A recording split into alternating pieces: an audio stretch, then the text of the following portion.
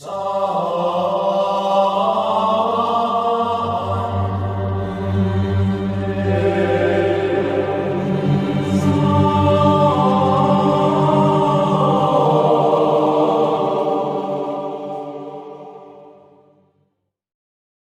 हूं रविंद्र कृष्णवाल। आप देख रहे हैं आपका अपना YouTube चैनल सुमंत्रा ज्ञान सागर। दोस्तों, ये तो हम सभी जानते ही हैं कि मोर हमारा राष्ट्रीय पक्षी है। मोर एक ऐसा पक्षी है जो सबके मन को भाता है। इसकी दो वजह हैं। पहली, मोर की आवाज़, दूसरी, मोर के पंख। दोस्तों, मोर जब पंख फैलाए नाचता है, उस दृश्य को देखने के लिए आंखें ठहर जाती हैं। वो दृश्य बहुत ही मन को लुभाता है। वजह सिर्फ एक है, मोर पंख। दोस्तों, मोर के पंख दिखने में जितने सुंदर लगते हैं, उससे कहीं ज़्यादा मोर पंख के कुछ ऐसे चमत्कारी प्रयोग हैं जिन्हें हम केवल चमत्कार ही कह सकते हैं। मोर पंख के वो चमत्कारी प्रयोग कौन कौन से हैं, आइए जानते हैं। नंबर 1, दोस्तों, यदि आपके घर में छिपकली का प्रकोप बहुत ही ज़्यादा है और आप उन्हें मारना नहीं चाहते, तो आपके लिए मोर पंख का ये प्रयोग अति अहम और कारगर साबित होगा। करना केवल इतना है, अपने घर के हर कमरे, गैलरी, किचन, बाथरूम, हर जगह मोर पंख को दीवार पर लगा दें। कुछ ही दिनों में आप पाएंगे कि आपके घर से छिपकली की संख्या कम होती जा रही है और कुछ समय बाद आपको आपके घर में एक भी छिपकली नहीं दिखाई देगी। नंबर 2, जिन स्त्रियों को पुत्र की प्राप्ति नहीं हो पा रही है और वैद्य हकीमों के पास जा जाकर अपना समय और पैसा दोनों ही बर्बाद कर रहे हैं, उन स्त्रियों को मोर पंख का यह प्रयोग करने से शीघ्र ही पुत्र की प्राप्ति हो जाएगी। मोर पंख का जो प्रयोग मैं आपको बताने जा रहा हूँ, उसका उल्लेख अथर्ववेद में है। तो आइए जानते हैं मोर पंख द्वारा पुत्र प्राप्ति की औषधि बनाने की विधि। सर्वप्रथम, जिन स्त्रियों को पुत्र चाहिए, उन्हें किसी भी शुभ मुहूर्त में मोर पंख लाकर अपने घर में रख लेने हैं और मोर पंख के बीच वाला हिस्सा, जो गहरा नीला हरी किनारी वाला होता है, उसे कैंची द्वारा या किसी ब्लेड से सावधानी पूर्वक निकाल लें और उसके बाद उस चंदे को कैंची से बारीक बारीक काट लें या फिर सिलबट्टे से पीस लें और 6 महीने या 1 साल पुराने गुड़ में मिलाएं और चने या मटर के दाने के आकार की गोलियां बनाकर रख लें। सेवन विधि: पीरियड खत्म होने के बाद स्त्री सुबह खाली पेट ब्रह्म मुहूर्त में देसी गाय के कच्चे दूध के साथ बिना चबाए इस गोली को निगल लें। पहले महीने में 1-1 गोली 3 दिन तक खानी है। यह प्रक्रिया 3 महीने तक करनी है। पुत्र की प्राप्ति अवश्य होगी। ऐसा मैं नहीं कह रहा, अथर्ववेद में लिखा है।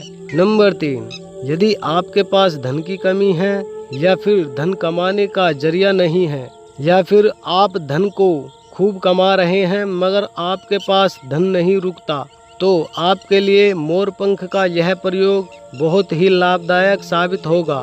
तो आइए जानते हैं मोर पंख द्वारा धन से जुड़ी समस्याओं से आप किस तरह छुटकारा पा सकते हैं। किसी भी शुभ मुहूर्त में एक मोर पंख प्राप्त करें और उसे राधा कृष्ण जी के मंदिर में उनकी मूर्ति के पास रख आएं और 40 दिन रखे रहने दें और 41वें दिन सुबह पहले पहर के पहले चरण में जाकर उस मोर पंख को उठा लाएं और अपने घर में उस स्थान पर उस मोर पंख को रखें जहां आप धन रखते हैं और साथ ही कुछ पंखुड़ियां काटकर अपने पर्स और काम वाले स्थान पर भी रखें। ऐसा करने से आप पाएंगे कि धन से जुड़ी समस्याएं धीरे धीरे खत्म होती चली जा रही हैं। जिनके पास धन कमाने का जरिया नहीं है, उन्हें धन कमाने का माध्यम प्राप्त हो जाएगा और जिनके पास धन नहीं रुकता, उनके पास धन रुकना शुरू हो जाएगा और धन की कमी कभी भी नहीं आएगी।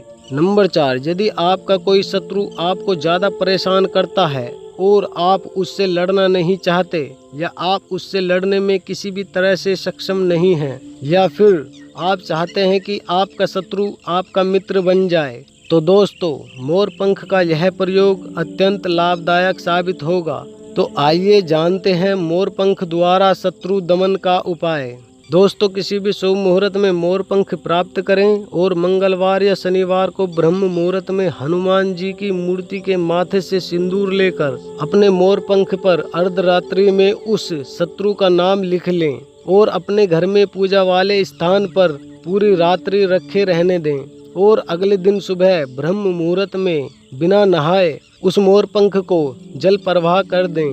इस उपाय को करने के कुछ समय बाद आपका शत्रु शांत होगा। धीरे धीरे समय बीतने के साथ आपके शत्रु का व्यवहार भी आपके प्रति नम्र होता चला जाएगा और देखते ही देखते आपका शत्रु आपका मित्र बन जाएगा।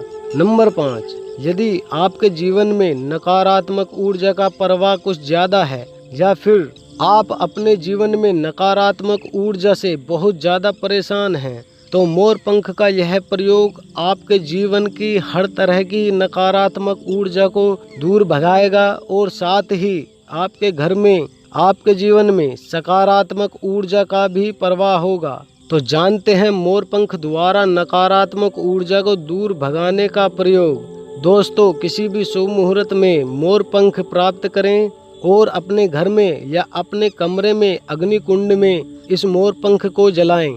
ऐसा करने के बाद आप पाएंगे आपके जीवन में हर तरह की नकारात्मक ऊर्जा जाने लगी है और सकारात्मक ऊर्जा आने लगी है।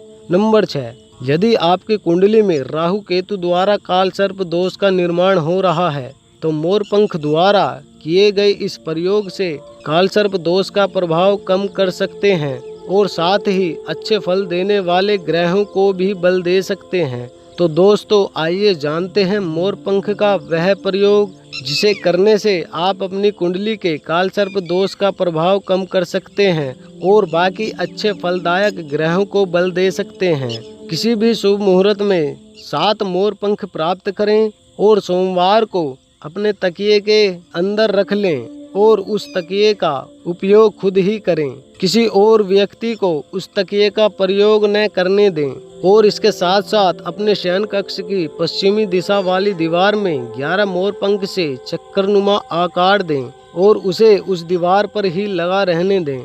इस प्रयोग को करने के बाद आप पाएंगे कि आपकी कुंडली में राहु केतु द्वारा काल सर्प दोष का प्रभाव कम होने लगा है और शुभ स्थानों पर बैठे अच्छे ग्रहों का फल भी प्राप्त होने लगा है। नंबर 7, यदि आपका बच्चा अत्यधिक जिद्दी प्रवृत्ति का है और आप चाहते हैं कि आपका बच्चा हमेशा के लिए जिद करना छोड़ दे, तो मोर पंख का यह प्रयोग आपके लिए बहुत ही लाभदायक साबित होगा। तो दोस्तों जानते हैं मोर पंख का वह प्रयोग जिसे करने से आपका बच्चा हमेशा के लिए जिद करना छोड़ देगा। दोस्तों मोर पंख से बने हाथ के पंखे से नित्य प्रतिदिन अपने बच्चे की हवा करें। यदि हाथ का पंखा संभव न हो तो छत के पंखे में ही उन मोर पंख की पंखुड़ियों को चिपका दें। ऐसा करने से आप पाएंगे कि आपके बच्चे के स्वभाव में परिवर्तन होता जा रहा है और आपका बच्चा कम जिद कर रहा है। लगातार मोर पंख की पंखुड़ियों से हवा करने से एक समय ऐसा आएगा कि आपका बच्चा जिद करना ही छोड़ देगा। नंबर 8, यदि आपका कोई नवजात शिशु है और उसे बार बार लोगों की नज़र लगती है या फिर आपका बच्चा सोते सोते डर जाता है, तो मोर पंख द्वारा किया गया यह प्रयोग आपके बच्चे को बुरी नज़र से बचाएगा और साथ ही उसे डर भी नहीं लगेगा। तो दोस्तों जानते हैं मोर पंख का वह प्रयोग जिसे करने से आपके बच्चे का बुरी नज़र से बचाव होगा और साथ ही आपके बच्चे को डर भी नहीं लगेगा। शुभ मुहूर्त में मोर पंख प्राप्त करें और मोर पंख के चंदे को काटकर उसी चंदे को उपयोग में लें। उस चंदे को ताबीज में भरकर अपने बच्चे के गले में बांध दें। ऐसा करने से आपके बच्चे को किसी भी तरह की नज़र नहीं लगेगी और रात को सोते सोते डर नहीं लगेगा।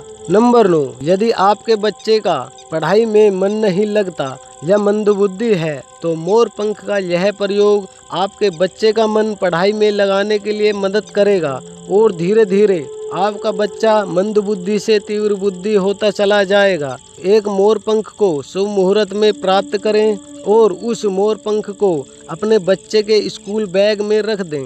ध्यान रहे बच्चा उसे अपने बैग में ही रहने दे, फेंके ना। यदि वह मोर पंख सदैव आपके बच्चे के बैग में रहेगा तो मोर पंख के इस प्रयोग को करने से आपके बच्चे का पढ़ाई में मन लगने लगेगा और धीरे धीरे आपका बच्चा मंद बुद्धि से तीव्र बुद्धि होता चला जाएगा। नंबर 10, यदि आपके घर का मुख्य द्वार वास्तु के विरुद्ध है, जिसके कारण आपके घर में तरह तरह की समस्याएं उत्पन्न होती रहती हैं और आप चाहते हैं कि आपके घर का मेन गेट बिना तोड़े ही आपके घर के मुख्य द्वार के वास्तु दोष से सभी प्रकार की उत्पन्न हुई समस्याओं से आपको हमेशा के लिए छुटकारा मिल जाए, तो मोर पंख का यह प्रयोग आपके लिए अत्यधिक लाभदायक साबित होगा। तो दोस्तों जानते हैं मोर पंख का वह प्रयोग है क्या। शुभ मुहूर्त में 3 मोर पंख प्राप्त करें और अपने मुख्य द्वार के अंदर वाले दीवार के हिस्से पर मेन गेट के ऊपर उन मोर पंख को लगाएं।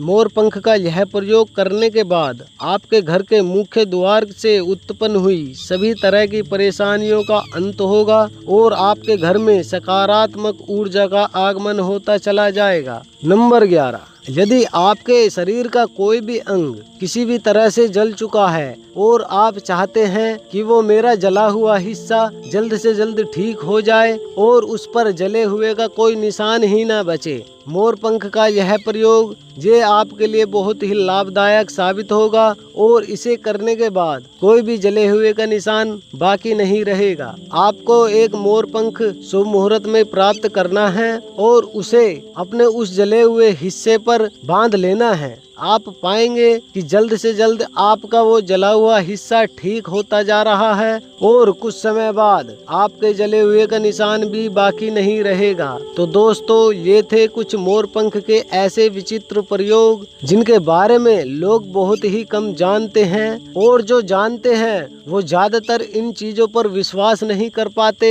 विश्वास करते भी हैं तो उन्हें उपयोग में नहीं लाते। वीडियो अच्छी लगी है तो लाइक करें और ज्यादा से ज्यादा वीडियो को शेयर करें ताकि ये वीडियो उन लोगों तक जरूर पहुंच सके जो मोर पंख के इन विचित्र प्रयोगों के बारे में नहीं जानते और जो जानते हैं इन पर भरोसा नहीं करते और जो भरोसा करते हैं इन पर अमल नहीं करते, ताकि उन लोगों को पता चल पाए कि मोर पंख के कितने सारे विचित्र प्रयोग हैं जिनके बारे में आज तक लोग जानते ही नहीं हैं। ये वीडियो उन लोगों तक भी पहुंच सके जो अपने जीवन में तरह तरह की परेशानियों से जूझ रहे हैं और उन्हें किसी भी समस्या का समाधान ही नहीं मिल रहा, ताकि इस वीडियो द्वारा मोर पंख के इन विचित्र प्रयोगों को जानकर उन्हें अमल में लाएं और लाभ प्राप्त कर सकें। मैं रविंद्र कृष्णवाल आपसे आज्ञा चाहूँगा। खुशहाल रहें, देखते रहें आपका अपना YouTube चैनल सुमंत्रा ज्ञान सागर।